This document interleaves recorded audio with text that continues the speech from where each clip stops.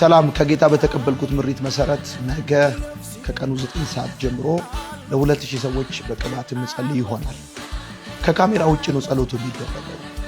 በስራ ማጣት፣ በጭንገፋ፣ በበረከት ማጣት፣ በስኬት ማጣት፣ በልዩ ልዩ ሁኔታ በዘገየ ጉዳዮቻችሁና ከእግዚአብሔር ዘንድ ምሪት በምትፈልጉባቸው ሐሳቦች ላይ ጸሎት እናደርጋለን። ከጓደኞቻችሁና ከቤተሰቦቻችሁ ጋር በመምጣት አብራችሁ የነገውን ቀን ፕሮግራም እንድትካፈሉ ጥሬን አስተላልፍላችኋለሁ። ቦታ ላይኖር ስለሚችል በጊዜ በመገኘት የዚህ በረከት ተካፋዮች ሆኑ። ወዳችኋለሁ።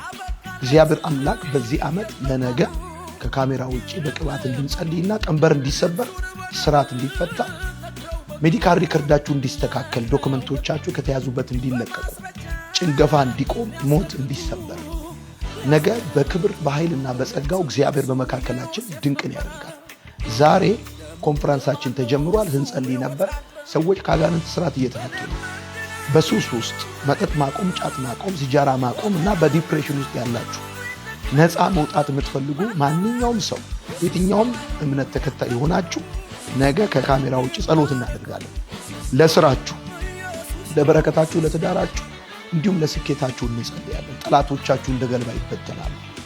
ስለዚህ ከኛ ጋር አዲስ አበባ በሚገኘው የአዲስ ኪዳን ካህናት ቤተክርስቲያን ከ9 ሰዓት ጀምሮ ፕሮግራማችሁን አድርጉ። ምሽት ላይ በ10 በ11 አቅጣጫ ነፃ የትራንስፖርት አገልግሎት ተዘጋጅቷል። ቦታ ስለማይኖር በጊዜ በመገኘት የበረከቱ ተካፋዮች ሁኑ። ወዳችሁ አምላኩ የተረዳሰው ክብር የደገሰለት ሰው እኔ